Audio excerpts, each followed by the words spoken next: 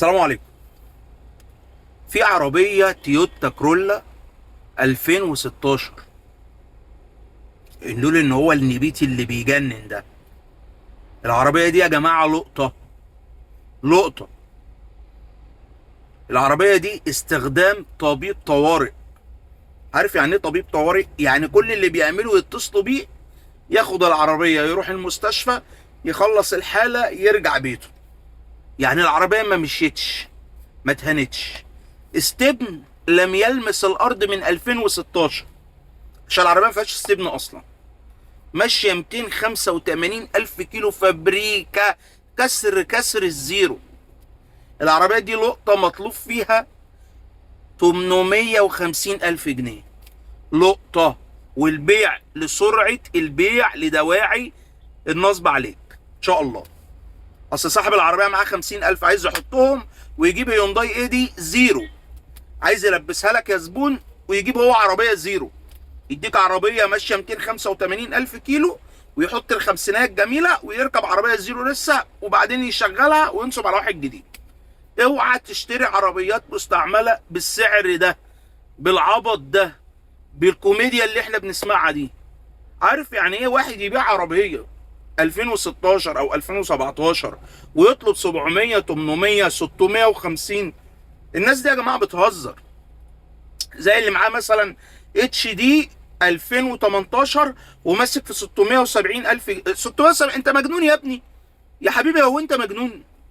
مع احترامي لكل التجار المستعمل المحترمين، في ناس محترمه ولكن في ناس بتستعبط وفي ناس نصابه.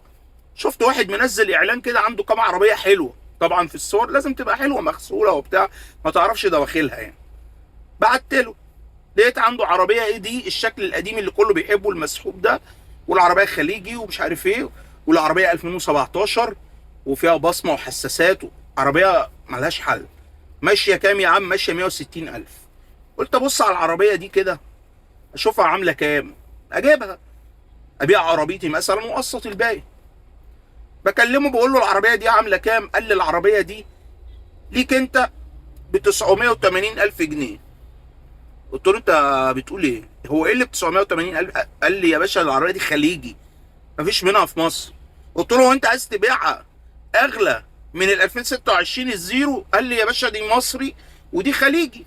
طب مصري ودي خليجي ابيعها بنص سعرها ولا انزل من قيمتها ربع سعرها ولا نص سعرها؟ في استعباط بيحصل وفي هبل بيحصل، وللاسف عشان في ناس هتقول لك ما مش عاجبك ما تشتريش، ما هو مش عاجبني ما اشتريه. بس في ناس يعني على قدها قوي في العربيات، بيتفرج على العربيه واخد مراته وعياله نفسه يجيب عربيه، فيلاقي العربيه دي واحد يشتغل يقول له ده العربيه دي خليجي. اوعى تجيب العربيات بتاعت مصر، العربيات كلها مضروبه. ما بتشوفش الشكاوي اللي بتنزل على صفحه هشام جمال اللي الناس بتجيب العربيات وبتطلع مضروبه؟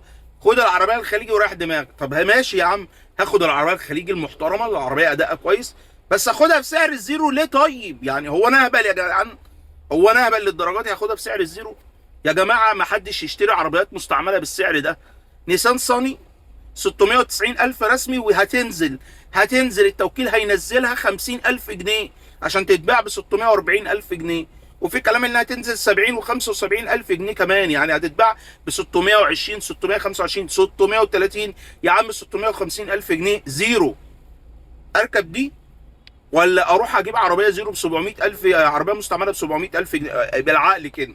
فيقول لك يا عم دي نيسان صاني دي ورق، انا بركبك عربيه هيونداي كوري، عربيه ملهاش حل. ما هي ورق بس زيرو يا حبيبي، مكنه زيرو، فتيس زيرو، العربيه دواخلها زيرو. مش هجيب عربيه وتقول لي اصل العربيه دي خليجي وي وي وي وتلبسها لي، تطلع العربيه قطعه نص. العربيه فيها دواخل مكنه حلوه وفتيس حلو وعربيه ليها اسم وقطع غير متوفره، بس افرض العربيه فيها مصيبه. عربيه ماشيه 285 الف كيلو يا جماعه، انت عايز ايه تاني؟ اجيبها اعمل بيها ايه؟ كفايه قوي كده يا جماعه. كل اللي بيبعت لي وعايز يجيب عربيه مستعمله اقول له بص على العربيه، اكشف على حالتها، لو العربيه كويسه وادائها كويس وكل حاجه فيها مظبوطه، وتكشف مره واثنين وثلاثه. عشان انت حضرتك لو دفعت وخدت العربيه لبستها، يعني طلع العربيه فيها مصيبه والعربيه قطعه او لحمه او الشاسيه فيه حاجه، حضرتك انت كده لبست العربيه خلاص، مش هيرضى يرجعها لك وهيطلع عينيك وهيقول لك انت كشفت انا ماليش دعوه ولبستها. فلذلك عايز تجيب عربيه مستعمله قيم سعر العربيه، انا مش هقدر اقيم لك، قيم سعر العربيه. يعني ايه اقيم سعر العربيه؟ يعني اشوف العربيه دي الزيرو بتاعها في السوق بكام، والعربيه ماشيه قد ايه. يعني عربيه موديل 26 وليكن ب 100,000 جنيه مثلا، عربيه موديل 2016 نفس العربيه وماشيه مثلا 250,000، ما اجيبهاش مثلا بال 100,000، يبقى سعرها العادل بتاعها 50,000 60,000، تنزل النص. ولو حالتها نضيفه ازود عن النص. العربيه ماشيه بقى لها 10 سنين، ايه اللي يدفعني الفلوس دي؟ طب ما انا ال 100,000 جنيه معايا نصهم احطهم مقدم واقسط الباقي ويبقى اسمي ركبت زيرو. اوعى تشتري مستعمل، واسمع نصيحتي، ما تجيبش عربيات مستعمله الا في حاله لو العربيه سعرها مناسب ليك، ولا الراجل ضارب قوي او مش قوي، ويكون واحد تبعك، يكون واحد صاحبك عربيته معاه من الزيرو وانت عارفه وكنت معاه وهو بيشتريها وحافظ حالتها راحت فين وجت منين، ويكرمك فيها في سعرها، خلص فيها يا عم ومالكش دعوه بايه، بالزيرو. تجيب العربيه المستعمله بتاعت واحد صاحبك اللي انت عارف قصه حياتها ايه، هتبقى انت ضامنها. انما عربيه ما تعرفش عنها حاجه وسعرها غالي ويطلع فيها مصيبه، طب وليه؟ ما تحطهم في زيرو وقسط الباقي. ولكن نصيحه دايما بقولها، لما تيجي في عمليه التقسيط ابحث على البنك يكون التعامل بتاع مش ربوي، تعامل اسلامي. الناس كتير هتقول لك انا ماليش دعوه، الناس بتحلل، حلو الناس بتحلل، لو في كده يبقى خير وبركه. اشوف التعامل الاسلامي افضل عشان ابعد عن الربا. وابعد ليه بقى؟ لان الربا بتاع البنوك صعب قوي، بيشمطوا، ولو اتاخرت بيحطوا عليك حطه سودة. ولكن يقال ان في اماكن فيها تعامل اسلامي انا ما اعرفهاش، فدور عليها، على الله ما طلعوش نصابين بس هم كمان. ف يعني حاجه مهمه جدا، حبيت ان انا اعمل الفيديو ده بعد ما شفت العربيه اللي بقول لكم عليها دي وقعدت اضحك، انبه ناس كتير، عشان ناس كتير قوي بتبعت لي وعايزين يجيبوا عربيه مستعمله وبيلاقوا بيقولوا لي بيلاقي اسعار مبالغ فيها جدا. حرام يا جماعه الفلوس دي، والله حرام. بروتون ساجا تحت 600,000، نيسان صاني 650,000 جنيه معارض، باي كيو 5 العربيه اللي بتقول بابا وماما زي ما بقول لكم دايما ب 725,000 جنيه، فيها كل حاجه في العربيه. العربيات دي كلها ازاي هتسيبها وتروح تركب عربيه مستعمله خربانه وما طالع عين اهلها وتدفع فيها المبالغ دي؟ ما تشتريش زيرو، ما تشتريش مستعمل الا مع عربيه تكون ضامنها وسعرها مناسب، غير كده اشتري زيرو وبس. ليك اي سؤال سيبوا لي تحت في الكومنتات، هرد عليك في الحال. صلي على الرسول ما تنساش، وكل عام وانتم بخير. السلام عليكم.